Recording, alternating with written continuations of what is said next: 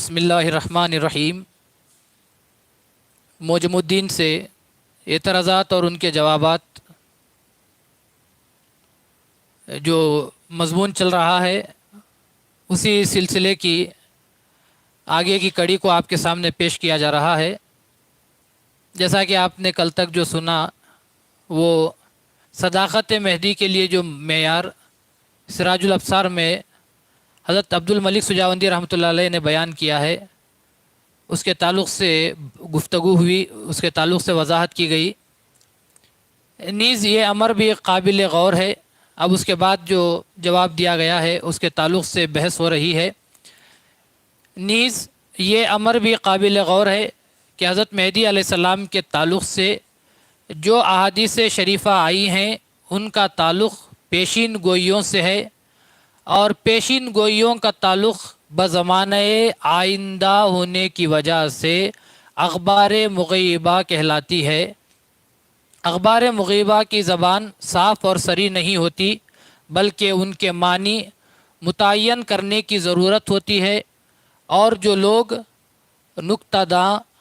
बारीक बीं और उमूर दीनिया में माहिर होते हैं, वही उनकी सही तौजी कर सकते हैं। ऐसी बातें आम लोगों के पल्ले नहीं पड़ती।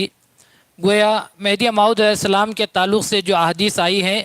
उनका मकाम क्या है, उसको बताया जा रहा है कि मेहदी मौऊद अलैहिस्सलाम के ताल्लुक़ से जितने अहादीस आई हैं, अहादीस में भी आपको फ़र्क करना पड़ेगा कि रसूलुल्लाह सल्लल्लाहु अलैहि वसल्लम ने अपने से पहले गुज़रे हुए वाक़यात का भी ज़िक्र फरमाया है, और आपने अपने ज़माने के बाद क़यामत तक होने वाली बातों का भी आपने ज़िक्र फरमाया है।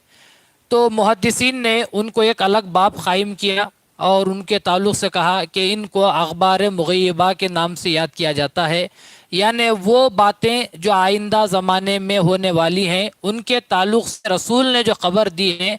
उनको भी अखबार मुग़य्यबा के नाम से याद किया जाता है। और ये तमाम अफराद जानते हैं कि इंसान आइंदा क्या होने वाला है कोई शख्स सही तौर पर बता नहीं सकता। हाँ, इतना कह सकता है कि मेरा गुमान गालिब है, लेकिन क़तियत के साथ ये कहना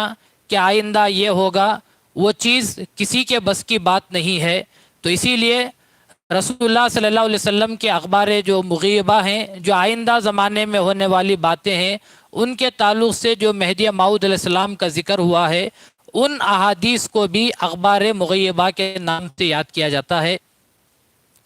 चुनाचे हुज़ूर पुरनूर मोहम्मद मुस्तफ़ा सल्लल्लाहु अलैहि वसल्लम के ताल्लुक़ से तौरात और इंजील में आई हुई पेशीन गोइयों के ताल्लुक़ से यहूद व नसारा आज भी यही कहते हैं कि उन पेशीन गोइयों का मिज़दाक़ मोहम्मद हो ही नहीं सकते। यानि पेशीन गोइयों में जो ज़बान इस्तेमाल होती है वो कभी भी साफ़ तौर पर पेशीन गोइयों की ज़बान आम और साफ़ नहीं होती, बल्कि उसमें बहुत ही मानी ख़ीज़ बातें होती हैं, उसमें इशारतन बात होती है, उसमें किनायतन बात होती है। मिसाल के तौर पर अगर पेशीन गोई करना है कि आइंदा ज़माने में एक शख्स आने वाला है, तो सिर्फ़ ये कहा जाएगा कि एक शख्स आएगा, वो दीन में ऐसी बातें करेगा, वो दीन में ऐसे काम करेगा। कभी भी पूरी वजाहत के साथ बात नहीं की जाती कि देखो मेरे ज़माने के इतने साल के बाद ये बात होने वाली है, उस बात में ऐसा होगा कि एक शख्स इस नाम का पैदा होगा, उसकी उम्र ये होगी, उसके घर का पता, उसके घर का एड्रेस ये होगा, वो फ़लाँ औरत से शादी करेगा। इतनी तमाम तफसीलात किसी के ताल्लुक़ से बयान नहीं की जाती, फ़कत इशारतन और किनायतन बात की जाती है। तो इसी तरह रसूलुल्लाह सल्लल्लाहु अलैहि वसल्लम से पहले जो पैगंबर गुज़रे हैं उन पर जो किताबें नाजिल हुई, तौरात और इंजील, उन किताबों में रसूलुल्लाह सल्लल्लाहु अलैहि वसल्लम के ताल्लुक़ से जो पेशीन गोई आई हैं, किसी में यह बात वजाहत के साथ नहीं कही गई कि मोहम्मद इब्न अब्दुल्ला अरब में मक्के में काबतुल्लाह के क़रीब पैदा होंगे, वो 40 साल की उम्र में उनको नबूवत मिल जाएगी, उनको जो है मदीना हिजरत करने पर मजबूर किया जाएगा, फिर मदीना हिजरत होने के बाद 1 साल के बाद मक्का फ़तह हो जाएगा। ये तमाम तफसील पेशिन गोइयों में नहीं आती, बल्कि रसूल के ताल्लुक़ से तौरात और इंजील में जो पेशिन गोइयाँ आई हैं वो तमाम की तमाम मुबहम अल्फाज में यानी इशारतन बात की जाती है, किनायतन बात की जाती है। अब जो साहिब समझ अफराद होते हैं, साहिब समझ अफराद में भी वो अफराद जो उमूर दीनिया में सही तौर पर वो दस्तरस रखते हैं, माहिर होते हैं, वही अफराद उनको समझ सकते हैं। चुनाचे तौरात और इंजील में जो पेशिन गोइयाँ की गई, यहूद व नसारा ने उन पेशिन गोइयों को देखा और हमारे रसूल सल्लल्लाहु अलैहि वसल्लम के हालात को देखा, और देखकर वो आज के दौर में भी वो इतराज़ करते हैं कि देखो कि तौरात और इंजील में ये पेशिन गोइयाँ हैं और तुम्हारे मोहम्मद का हाल ये है, दोनों एक दूसरे से मेल नहीं खाते, इसलिए हम तुम्हारे मोहम्मद का इनकार कर रहे हैं। तो उनको हमारे उलमा इकराम ने समझाया कि तौरात और इंजील में जो पेशिन गोइयाँ आई हैं उनकी ज़ुबान किस तरह है, वो किस तरह रसूलुल्लाह सल्लल्लाहु अलैहि वसल्लम पर सादिक आते हैं।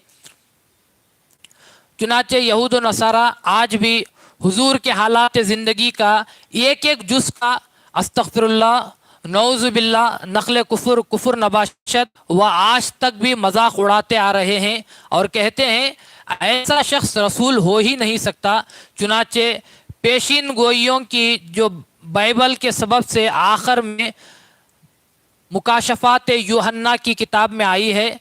पेशिन गोइयाँ जो मुख्तलिफ़ किस्म की हैं वो बाइबल के सबसे आखिर में एक उन्होंने बाब क़ायम किया है, जिस बाब का नाम मुकाशफ़ात यूहन्ना की किताब में ये बात आई है। उस किताब के शुरू में ये दर्स आया है, यानी पेशिन गोई की जा रही है। अब आप तमाम वाक़यात को अपने सर से हटा दीजिए कि रसूलुल्लाह, हम रसूल को मानने वाले हैं। आप सिर्फ इन पेशिन गोइयों के अल्फाज को सुनकर बताइए कि आप इन पेशिन गोइयों को सुनकर रसूल की ज़ात को आपने किस तरह मानने के लिए आप तैयार हो सकते हैं। आप तमाम बातों को भूल जाइए, फ़कत इन पेशिन गोइयों के अल्फाज को सुनो और सोचने की कोशिश करो कि क्या ये पेशिन गोइयाँ, एक भी पेशिन गोई हमारे रसूल में पाई जाती है या नहीं। चुनाचे पेशिन गोइयों के अल्फाज हैं, यसू मसीह का मुकाशफ़ा हुआ जो खुदा ने उसे दिया, ताकि अपने बंदों को वे बातें जिनका जल्द होना ज़रूरी है दिखा दे। यूहन्ना कहता है, फिर मैंने आसमान को खुला हुआ देखा और देखो एक नखरई घोड़ा और उसका सवार अमानतदार और सच्चा कहलाता है, और वो रास्ती से अदालत करता है और वो लड़ता है। उसकी आँखें आग के शोलों के मानिंद हैं, उसके सर पर बहुत से ताज हैं, उसके सर पर उसके एक नाम लिखा हुआ है जिसे उसके सिवा किसी ने ना जाना। खून में डूबा हुआ लिबास पहनने वाला है और नाम कलाम खुदा है, और वे फौजें जो आसमान में हैं साफ और सफ़ेद और किताबी लिबास पहने हुए नखरई घोड़ों पर सवार, और उसके पीछे होलें, और उसके मुंह से एक तेज़ तलवार निकलती है और वो उससे कौमों को मारे, और वो लोहे की असा से उन पर हुक्मरानी करेगा। वो क़ादिर मुतलक़ के कहर और गज़ब से कोल्हों में रोनता है। उसके लिबास और रान पर ये नाम लिखा है, बादशाहों का बादशाह और खुदावंदों का खुदावंद। ये रहमतुल लिल आलमीन जो रसूलुल्लाह सल्लल्लाहु अलैहि वसल्लम की सीरत की किताब है, जिसके मुसन्निफ़ क़ाज़ी सुलेमान सलमानपुरी, ये मुसन्निफ़ ने रहमतुल लिल आलमीन जो रसूल की सीरत की किताब है, बहुत ही मशहूर और मकबूल और मारूफ़ और सीरत की किताबों में मुस्तनद किताब मानी जाती है। उस किताब में रसूल के ताल्लुक़ से जो यूहन्ना किताब में जो उन्होंने पेशिन गोइयाँ की हैं, तकरीबन 14 पेशिन गोइयाँ आपने सुनी। अब आप बताइए कि इन पेशिन गोइयों में से आपने कौन सी बात को रसूल के मुताबिक पाया। زیادہ سے زیادہ آپ دو باتوں کے تعلق سے کہہ سکتے ہیں کہ ہاں یہ ہمارے رسول میں پائے جاتے ہیں۔ ایک تو یہ کہ امانت دار اور سچا کہلاتا ہے، بے شک ہمارے رسول کو مشرکین نے صادق کے نام سے پکارا، امین کے نام سے پکارا۔ اور دوسری بات، وہ راستی سے عدالت کرتا ہے، یعنی وہ ہمیشہ عدل و انصاف سے کام کرتے ہیں۔ یہ دو باتیں ہماری عام لوگوں کی ذہن میں آ سکتی ہیں کہ چلو ہم مانتے ہیں کہ یہ دو باتیں محمد مصطفیٰ صلی اللہ علیہ وسلم کی جو سیرت کی کتابوں میں باتیں آئی ہیں ان کے تعلق سے میل کھاتی ہیں، لیکن باقی 12 کے تعلق سے خود مسلمانوں سے اگر پوچھا جائے، کسی بھی آج مسلمان کو کھڑا کر کر پوچھا جائے کہ کتاب میں جو تعریف آئی ہے وہ تعریف یہ ہے کہ میں نے آسمان کو کھلا ہوا دیکھا اور دیکھو ایک نخرئی گھوڑا اور اس کا سوار ہے، کیا آپ کوئی مسلمان یہ ثابت کر سکتا ہے کہ رسول اللہ صلی اللہ علیہ وسلم کے تعلق سے آسمان کھلا ہوا دیکھ لیا جائے اور ایک نخرئی گھوڑا اور اس کا سوار ہے؟ کیا رسول اللہ صلی اللہ علیہ وسلم کے تعلق سے کوئی عام مسلمان یہ ثابت کر سکتا ہے کہ اس سے مراد رسول کی ذات ہے؟ وہ لڑتا ہے، پتہ نہیں وہ لڑتا ہے سے مراد کیا ہے۔ ہم زیادہ سے زیادہ یہ کہہ سکتے ہیں کہ رسول اللہ صلی اللہ علیہ وسلم نے غزوہ احد میں آپ نے جنگ کی تھی، اس کی آنکھیں آگ کے شعلوں کے مانند ہیں۔ کیا کوئی شخص یہ ثابت کر سکتا ہے کہ ہمارے رسول محمد مصطفیٰ صلی اللہ علیہ وسلم کی آنکھیں آگ کے شعلوں کی مانند تھی؟ اس کے سر پر بہت سے تاج ہیں۔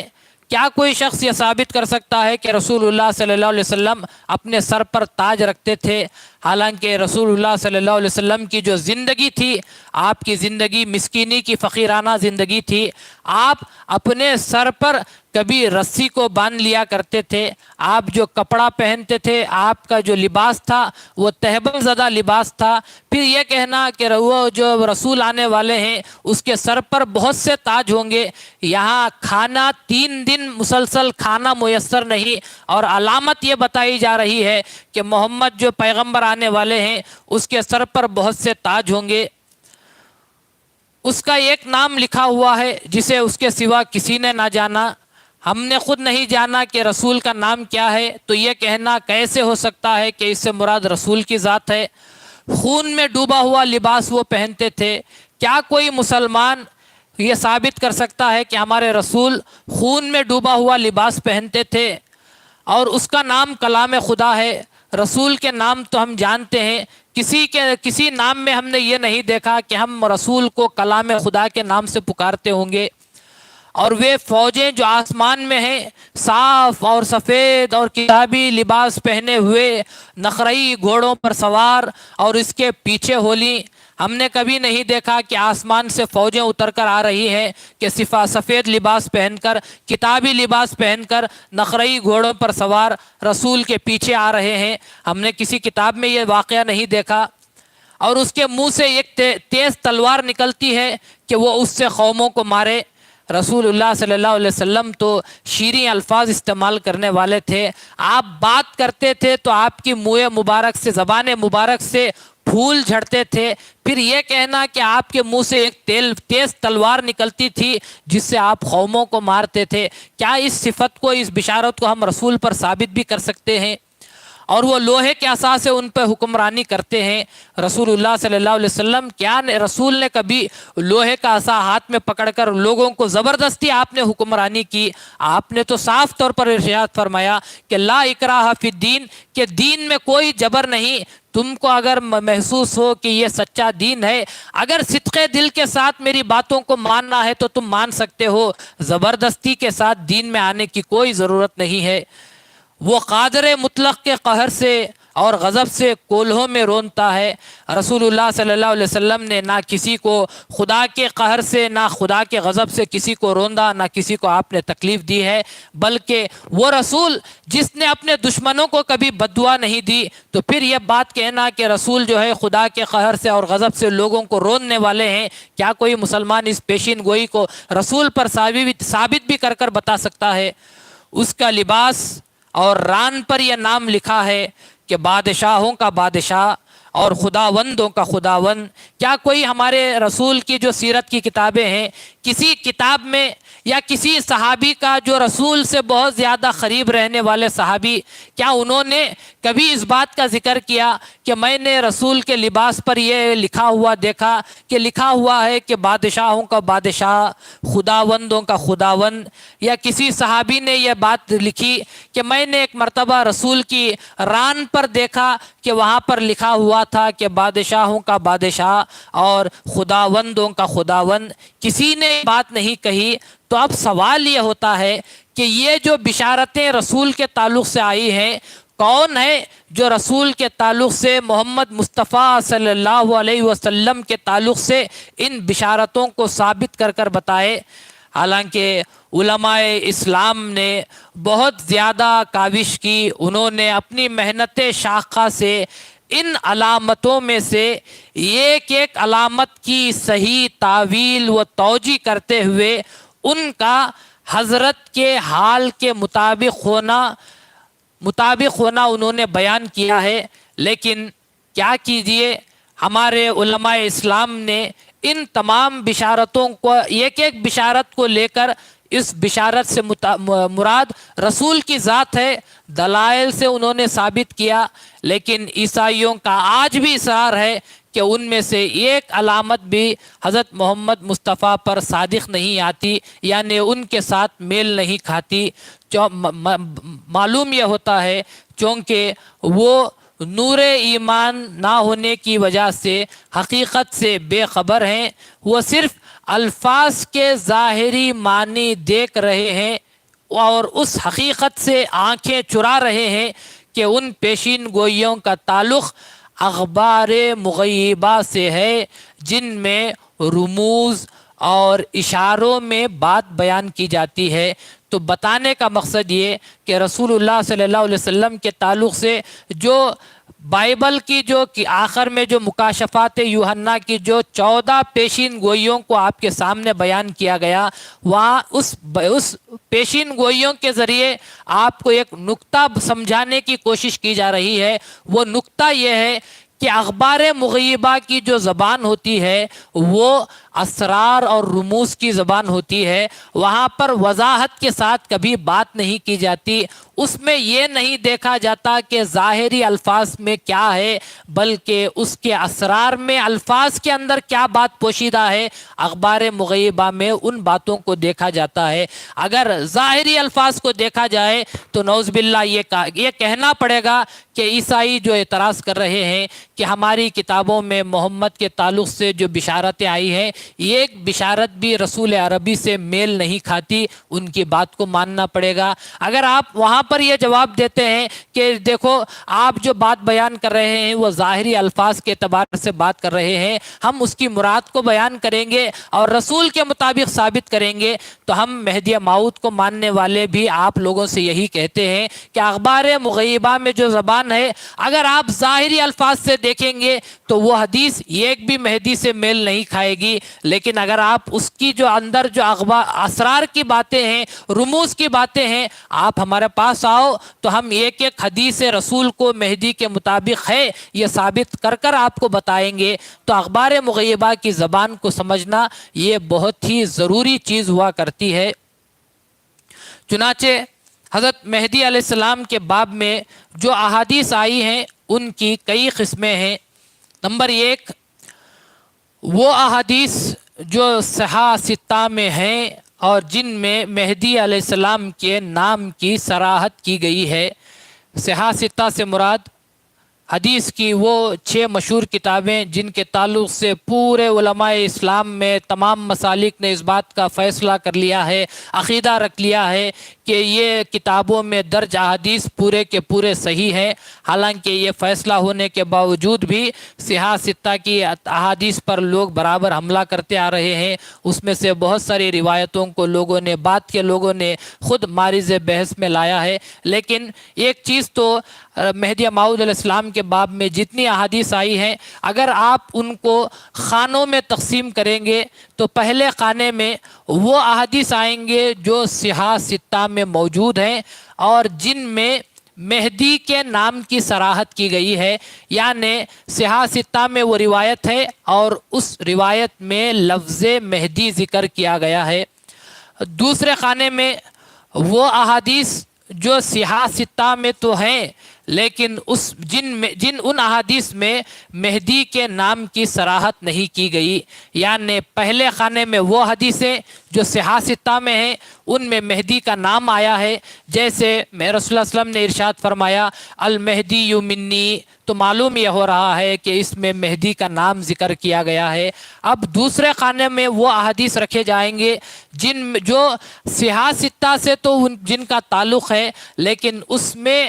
مہدی کا نام نہیں ہے، کہیں پر امیر کا لفظ استعمال ہوا ہے، کہیں پر وہ دوسرے الفاظ استعمال ہوئے ہیں، تو یار لوگوں نے یہ سمجھا کہ اس سے مراد ہو سکتا ہے کہ مہدی ہیں، تو یہاں پر دو خانے آپ کے سامنے آ گئے۔ تیسرے خانے میں ہم وہ احادیث رکھیں گے جو صحاح ستہ کی نہیں ہے لیکن مہدی کا نام اس میں ذکر کیا گیا ہے۔ احادیث کی کتابوں میں صحاح ستہ کے علاوہ بھی بہت ساری احادیثوں کی کتابیں ہیں، تو تیسرے خانے میں وہ حدیثیں لکھی جائیں گی جو صحاح ستہ سے تو تعلق نہیں رکھتی لیکن اس میں لفظ مہدی ذکر کیا گیا ہے۔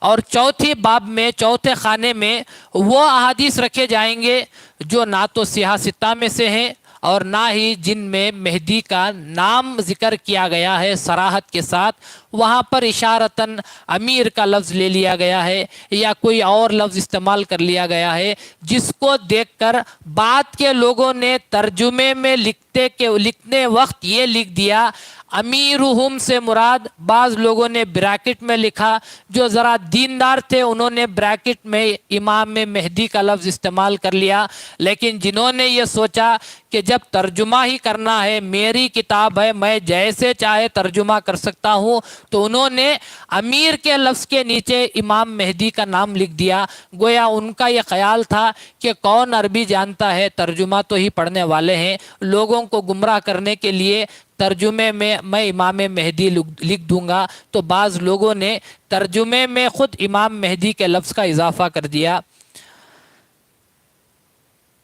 اس وجہ سے کہ مخرجین نے ان کو باب المہدی میں درج کیا ہے، ان احادیث کو مہدی علیہ السلام سے متعلق کر دیا، یعنی جیسے سفیانی کے تعلق سے حدیث، قسطنطنیہ کے تعلق سے حدیث، خسف والی حدیث، ان احادیث میں مہدی علیہ السلام کا نام تک نہیں ہے، صرف یخرج رجل من امتی یا من اہل بیتی سے فائدہ اٹھا کر لوگوں نے اس حدیث کو باب مہدی میں لکھ کر چھوڑ دیا، حالانکہ نہ اس میں مہدی کا نام ہے نہ مہدی کے تعلق سے کوئی بشارت ہے۔ فقط دو باتیں اگر ان میں ایک جگہ پائی جائے، یعنی یہ کہا جائے کہ کوئی بھی حدیث میں یہ الفاظ ہو کہ یخرج رجل من امتی، میری امت میں سے ایک شخص نکلے گا، اور وہاں پر کوئی بھی زلزلے کی بات کی جا رہی ہے یا وہاں پر کوئی فساد کی، فتنے کی، قیامت کے قربت کی بات کی جا رہی ہے، تو لوگوں نے یہ فیصلہ کر لیا کہ اس میں ایک شخص کے نکلنے کی بھی بات ہے اور قیامت کے قربت کی بھی بات ہے، ہو نہ ہو اس سے مراد یہ مہدی کی بات کی جا رہی ہے، تو اس حدیث کو ان لوگوں نے اٹھا کر باب مہدی میں داخل کر دیا۔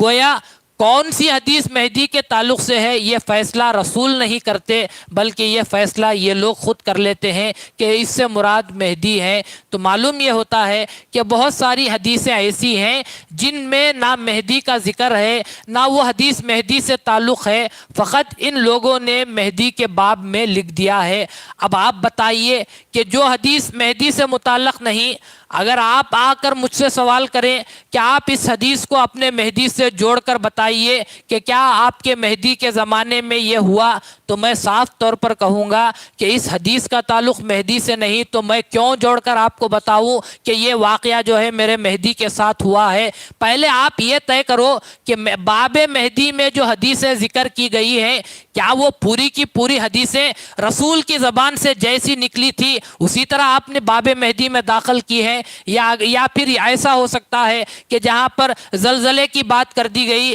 یا قیامت کے قربت کی بات کر دی گئی تو آپ نے اس حدیث کو اٹھا کر باب مہدی میں لکھ دیا، اور آپ مجھ پر ظلم کر رہے ہیں کہ آپ اس حدیث کو آپ نے مہدی سے مطابقت کر کر بتاؤ۔ پہلے میں یہی کہوں گا، پہلے آپ یہ ثابت کرو کہ یہ اس حدیث کو رسول نے مہدی سے متعلق فرمایا ہے یا نہیں۔ جس حدیث کو رسول نے مہدی کے تعلق سے فرمایا، مجھے ثابت کرنے کی ضرورت نہیں کہ میرے مہدی سے وہ ملتی ہے یا نہیں ملتی، خود عمل مہدی آپ کو بتا دے گا کہ وہ حدیث صحیح ہے یا غلط ہے۔ تو اسی لیے لوگ دھوکہ دینے کی کوشش کرتے ہیں کہ جو حدیث مہدی سے متعلق ہے ہی نہیں، اس حدیث کو مہدی کے باب میں لکھ دیتے ہیں اور ہم سے سوال کرتے ہیں کہ آپ اس حدیث کو مہدی سے ثابت کر بتائیے۔ چنانچہ مہدی علیہ السلام کے تعلق سے صحیح علامت وہی ہو سکتی ہے جو صحیح اور معتبر کتابوں میں نام کے ساتھ مذکور ہو، وہی صحیح علامت کے نام سے یاد کر سکتے ہیں۔ صحاح ستہ میں سفیانی کا ذکر ہی نہیں،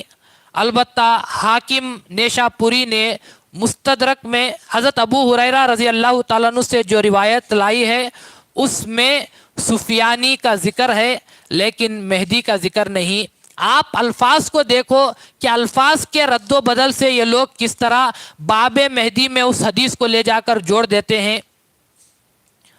صرف یخرج رجل من اہل بیتی کے الفاظ آئے ہیں، اس سے اس قدر ثابت ہوتا ہے کہ سفیانی کے زمانے میں اہل بیت سے ایک شخص ہوگا، لیکن یہ ضروری تو نہیں کہ وہ مہدی ہی ہوگا، کیونکہ ہر زمانے میں اہل بیت نے کام کیا ہے۔ جب رسول اللہ صلی اللہ علیہ وسلم کا زمانہ گزر گیا تو اہل بیت سے امام حسین ہی تھے جنہوں نے دین کی حفاظت کے لیے کھڑے ہوئے۔ امام حسین کے بعد برابر آل رسول کام کرتی ہوئی چلی آئی۔ امام زین العابدین واحد شخص تھے جنہوں نے دین کے تحفظ کے لیے آپ نے پرچم کو بلند کیا۔ اس کے بعد امام جعفر صادق، امام موسیٰ کاظم، یہ تمام کے تمام لوگ ہر دور میں آل رسول سے کھڑے ہوتے رہے۔ کیا جہاں بھی آل رسول کا ذکر آ جائے گا تو کیا اس سے مراد یہ لکھا جائے گا کہ اس سے مراد مہدی ہے؟ تو معلوم یہ ہوتا ہے کہ فقط یخرج رجل من اہل بیتی کے الفاظ کو استعمال کر یہ کہہ دینا کہ اس سے مراد مہدی ہوگا، یہ سراسر غلط بات ہو جائے گی۔ چنانچہ سفیانی کے زمانے میں جو رسول اللہ صلی اللہ علیہ وسلم نے ارشاد فرمایا کہ اس زمانے میں ظلم زیادہ ہو جائے گا تو میرے اہل بیت سے ایک شخص آگے آئے گا اور وہ شخص جو ہے دین کی حفاظت کرے گا، تو لوگوں نے سمجھا کہ اس سے مراد مہدی کی ذات ہے۔ پھر ائمہ حدیث نے نہ صرف کلام کیا بلکہ ان کو باطل بھی قرار دیا۔ بعض لوگوں نے سفیانی کے مقابلے میں قحطانی مہدی کا بھی ذکر کیا، جو ایسا معلوم ہوتا ہے کہ بنو امیہ اور بنو عباس کی آپس کی چپ خلیش کا نتیجہ ہے۔ اس سے بڑھ کر آپ اسلام پر اور کیا زیادہ ظلم کا تصور کر سکتے ہیں کہ جب رسول اللہ صلی اللہ علیہ وسلم کے زمانے کے بعد بھی، جب حضرت امام حسین کی شہادت کے بعد دو بادشاہتیں قائم ہو گئی، ایک بنو عباس کی، ایک بنو امیہ کی۔ بنو عباس چاہتے تھے کہ خلافت ہمارے پاس رہے، بنو امیہ چاہتے تھے کہ خلافت ہمارے پاس رہے۔ تو خلافت حاصل کرنے کے لیے جتنی باتیں وہ اختیار کر سکتے تھے ان لوگوں نے اختیار کرنا شروع کر دیا۔ چنانچہ مہدی کو بھی اپنے اپنے خاندان سے بتانے کے لیے کسی نے کہا کہ مہدی سفیان کے زمانے میں آئیں گے، تو بنو امیہ نے کہا کہ نہیں، ایک نئی حدیث انہوں نے اختیار کر لی، یعنی بالفاظ دیگر یہ کہا جا سکتا ہے کہ انہوں نے حدیث کی غلط تعویل کر لی یا حدیث کو اپنی طرف سے نئی طور پر انہوں نے گھڑ لیا اور کہا کہ قحطان کے خاندان میں جو ہے مہدی آنے والا ہے۔ تو دو خاندانوں کی طرف سے دو روایتیں، ایک خاندان بنو عباس کا کہتا ہے کہ سفیانی مہدی ہوگا، بنو امیہ کا خاندان کہتا ہے قحطانی مہدی ہوگا۔ تو معلوم یہ ہوتا ہے کہ کسی کو نہ رسول سے محبت ہے، نہ کسی کو دین سے محبت ہے، نہ کسی کو کار مہدی سے، مقام مہدی سے محبت ہے۔ سب کو محبت ہے تو اپنی اپنی خلافت کو بچانے سے محبت ہے۔ تو ہر ایک خاندان نے اپنے طور پر اپنے اپنے خاندان میں ایک ایک مہدی کو پیدا کرنے کی کوشش کر لیا. تو کسی نے کہا کہ بنو امیہ اور بنو عباس کے خاندان کی آپس کی جو چپ خلیج تھی، خانہ جنگی تھی، اس خانہ جنگی کا نتیجہ یہ ہوا کہ بنو سفیانی مہدی کا بھی ذکر آنے لگا اور ان کے مقابلے میں قحطانی مہدی کا بھی ذکر آنے لگا. جیسا کہ یہ اسٹریٹن نے اپنی کتاب جو انہوں نے انگریزی زبان میں لکھی ہے، جس کا نام اسلام عقیدہ اور عمل، انہوں نے یہ کتاب لکھا ہے. اس کتاب میں انہوں نے بڑی ہی دردناک اور بڑی ہی حیرت انگیز مسلمانوں کا تصویر، ایک خاکہ انہوں نے کھینچا ہے. ان کا لکھنا ہے there was a talk of Sufyani Mahdi, یہ representative of the elder branch of Umayyads who would take a vengeance on the Abbasids and restore the fortunes of his family. The southern Arabs in their turn look for a Qahtani Mahdi to restore their ancient glory of that branch of the nation. آپ اس آدمی جو انگریز ہے، جو اسلام سے جس کا دور کا بھی واسطہ نہیں ہے، اس نے اسلام کی وہ زمانے کی جو دردناک تصویر کھینچی ہے، آپ سنیں گے تو آپ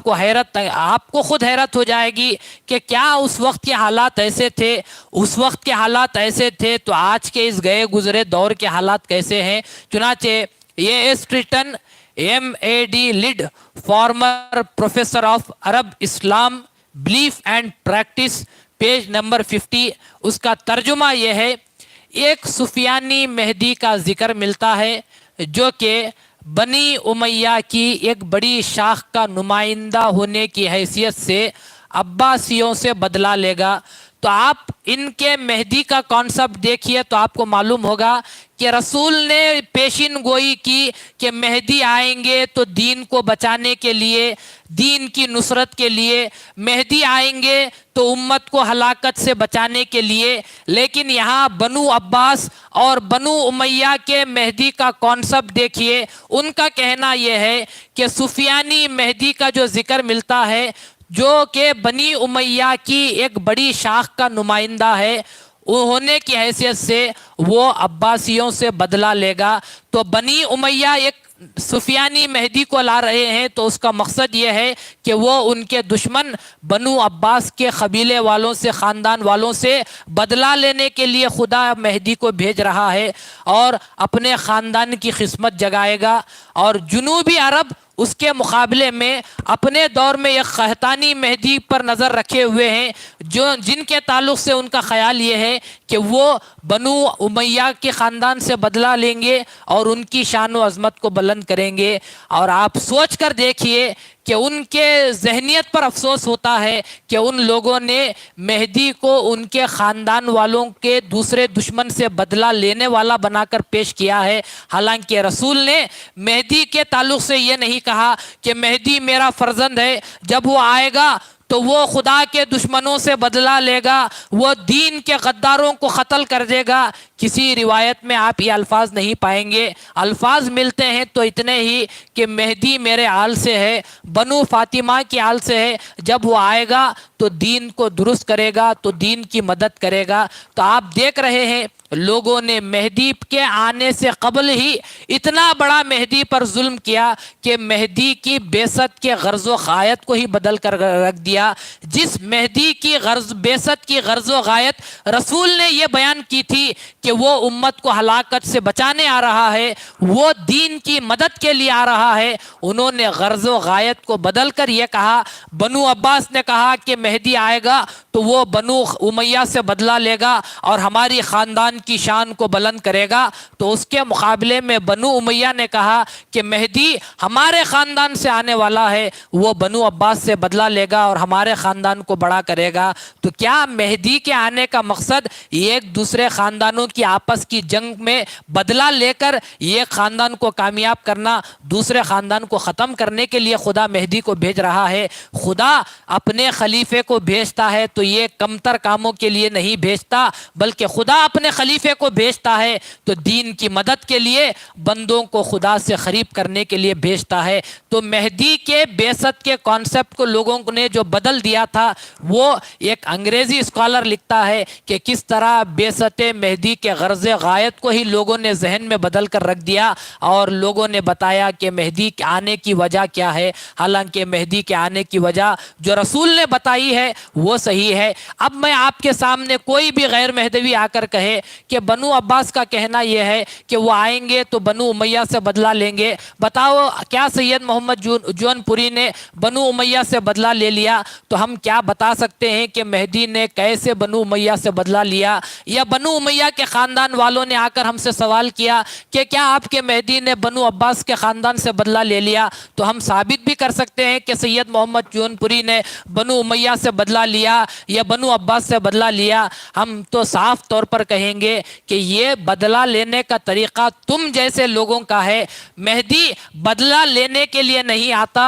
बल्कि दिलों को बदलने के लिए आता है। और मेहदी जब आए तो उन्होंने बराबर दिलों को बदला। जो जिनके दिल दुनिया तलबी में थे उनके दिलों को खुदा तलबी में बदल दिया। मेहदी का काम ये था। खुदा ताला से दुआ है कि खुदा ताला हम तमाम को मेहदी के बेसत की गर्ज़ो गायत क्या है उसको समझने की हम सबको तौफीक अता फरमाए और उस पर अमल करने की हम सबको तौफीक अता फरमाए। इंशाअल्लाह इसके बाद भी जवाब आइंदा और भी है, वक्त ख़त्म हो रहा है। इंशाअल्लाह कल इसके बाद का आइंदा जो कड़ी है वो इंशाअल्लाह आपके सामने पढ़कर सुनाई जाएगी। और रोज़ाना की तरह ठीक 9:30 बजे इंशाअल्लाह आज भी बयान कुरान होगा और हज़रत पीर मुर्शिद शम्सुल उलमा मुफस्सिरुल कुरान अल्लामा सैयद मीरान जी आबिद कुनमेरी साहब क़िबला दामत फ़ुयूज़ुहुम आपसे ख़िताब करते हुए बयान कुरान करेंगे। ठीक 9:30 बजे आप तमाम हज़रात से गुजारिश है कि वक्त का ख्याल रखते हुए पाबंदी से बयान कुरान को सुने, क्योंकि ये रमज़ान मुबारक का महीना माह है जिस महीने में खुदा ने कुरान को नाजिल किया है, उस महीने में आपको बयान कुरान सुनने का खुदा ने मौका इनायत किया है। तो उससे आप गनीमत समझिए, उससे फ़ायदा उठाइए और उन बातों को सुनकर उन बातों पर अमल करने की कोशिश कीजिए। आमीन व आखिर दवाना अनिल हम्दुलिल्लाहि रब्बिल आलमीन।